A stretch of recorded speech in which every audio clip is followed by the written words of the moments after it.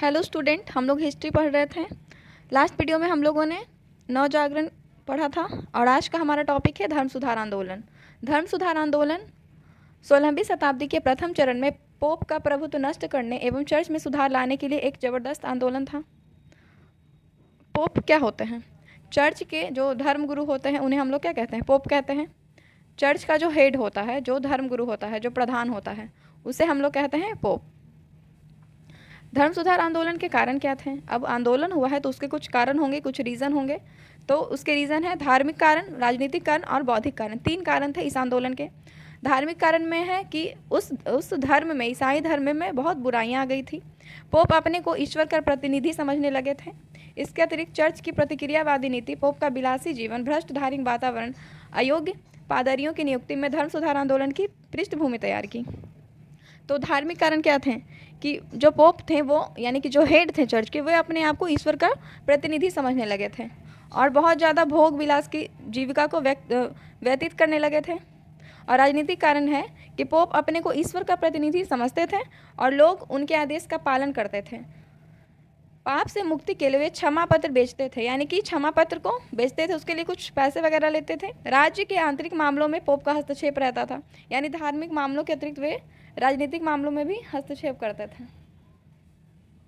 Church की अदालत, निरंकुश राज सत्ता का उदय, राष्ट्रीयता की भावना का विकास आदि धर्म सुधार आंदोलन के अन्य राजनीतिक कारण है। तो ये हो गए हमारे राजनीतिक कारण।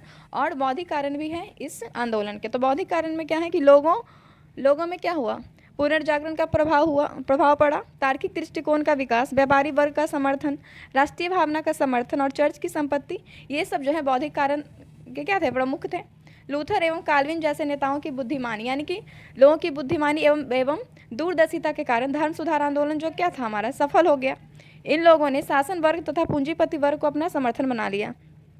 ये जो लोग थे पूंजीपति वर्ग, पूंजीपति कहने का मतलब है जो बड़े बड़े व्यापारी होते हैं उन्हें कहते हैं पूंजीपति वर्ग का समर्थन है। अब ये जो आंदोलन था इसके कारण तो ये हो गए धार्मिक कारण, राजनीतिक कारण और बौद्धिक कारण। लेकिन इस आंदोलन का रिजल्ट क्या हुआ, परिणाम क्या हुआ? तो ये आंदोलन जो क्या था हमारा, सफल हुआ था और इससे क्या हुआ? अंधविश्वास खत्म हो गया और तार्किक एवं स्वतंत्र चिंतन की भावना का विकास हुआ।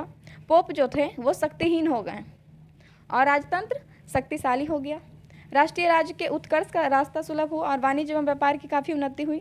सूद पर लेन देन की कई धर्म सुधारकों ने सहमति प्रदान की। पूंजीवाद को फलने फूलने का अवसर मिला। व्यापार वाणिज्य में तेजी लाने हेतु भौगोलिक मार्गों की खोज की शुरुआत हुई। यानी कि इस आंदोलन का जो परिणाम हुआ, पहले तो अंधविश्वास खत्म हुआ और लोगों का जो व्यवसाय था उसमें काफ़ी उन्नति हो गई और इसके लिए भौगोलिक मार्गों की खोज की शुरुआत हुई। यानी कि धर्म से लोग निकलकर अब व्यापार की ओर बढ़ रहे थे कि किस तरह से व्यापार को बढ़ाया जाए, मार्गों की खोज करी जाए। तो यहाँ इससे रिलेटेड क्वेश्चन है। पहला क्वेश्चन है हमारा, धर्म सुधार आंदोलन का मुख्य उद्देश्य क्या था? तो इस आंदोलन का मुख्य उद्देश्य क्या था? पोप एवं पादरी को अपमानित करना, ये तो नहीं था। एक नया धर्म स्थापित करना, ये भी नहीं था। वो तो रीज़न था कि धर्म में सुधार करना है, ना कि नया धर्म स्थापित करना। इसका मुख्य उद्देश्य था ईसाई धर्म की बुराइयों को दूर करना। नेक्स्ट है हमारा, धर्म सुधार आंदोलन की शुरुआत कब हुई? तो इसकी शुरुआत हुई थी 16वीं शताब्दी में, 16वीं सदी में। और इसके बाद है हमारा भौगोलिक खोज। 15वीं सदी में विभिन्न देशों के व्यापारियों एवं यात्रियों ने अपने देश के शासकों की सहायता के लिए नए स्थलों की खोज की जिनका विश्व में अत्यधिक महत्व था। इन खोजों को भौगोलिक खोज के नाम से जाना जाता है। यानी कि देश के व्यापार को बढ़ाने के लिए लोगों ने क्या किया? नए नए जगहों की खोज की, नए नए स्थलों की खोज करी। इसे ही क्या कहा गया? भौगोलिक खोज कहा गया। और इसके परिणाम स्वरूप विश्व में आधुनिक युग की शुरुआत। 1497 में जॉन कैबॉट, जो इटली के रहने वाले थे, उन्होंने न्यू फाउंडलैंड नामक जगह की खोज करी। और 1498 में वास्को डी गामा, जो पुर्तगाल के रहने वाले थे, वे भारत आए। भारत में कहाँ है? कालीकट नामक जगह पे आए थे। और 1499 में अमेरिगो वेस्पुसी, ये भी इटली के रहने वाले थे और अमेरिका की खोज करी। 1500 में कार्वर ब्राजील की और 1519 में फर्नांडो मैगलन ने फिलिपाइन द्वीप की और फ्रांसिस ड्रेक, इन्होंने विश्व का भ्रमण किया। क्वेश्चन इस तरह से बन सकता है कि विश्व का भ्रमण करने वाले पहले व्यक्ति कौन थे और वे कहाँ के थे? तो फ्रांसिस ड्रेक हो जाएगा, इंग्लैंड के संरक्षक थे। अब ये जो भौगोलिक खोज हुआ उसके परिणाम क्या हुए, उसके रिजल्ट क्या हुए? तो इसका परिणाम हुआ कि व्यापार पर इसका प्रभाव पड़ा, ईसाई धर्म एवं पश्चिमी सभ्यता का प्रसार हुआ, दास व्यापार का विकास और भौगोलिक ज्ञान में वृद्धि हुई। नए देशों की खोज ने नए व्यापारिक संपर्कों से यूरोपीय व्यापार वाणिज्य में क्रांतिकारी परिवर्तन आए। अब नए जगह की खोज हुई, नए देश की खोज हुई तो क्या हुआ, व्यापार बढ़ा, एक जगह से दूसरी जगह तक आयात निर्यात का कार्य बढ़ने लगा। मुद्रा व्यवस्था में विकास हुई और हुंडी, ऋण पत्र आदि व्यापारिक साख का विकास हुआ। पहले व्यापार मुख्य रूप से भूमध्य सागर और बाल्टिक सागर तक ही सीमित थे, लेकिन भौगोलिक खोज के बाद जो व्यापार है वो अटलांटिक, हिंद एवं प्रशांत महासागरों तक पहुंच गया। और अब पेरिस, लंदन, एम्स्टर्डम, एंटवर्प आदि शहर विश्वव्यापी व्यापार के केंद्र बन गए थे।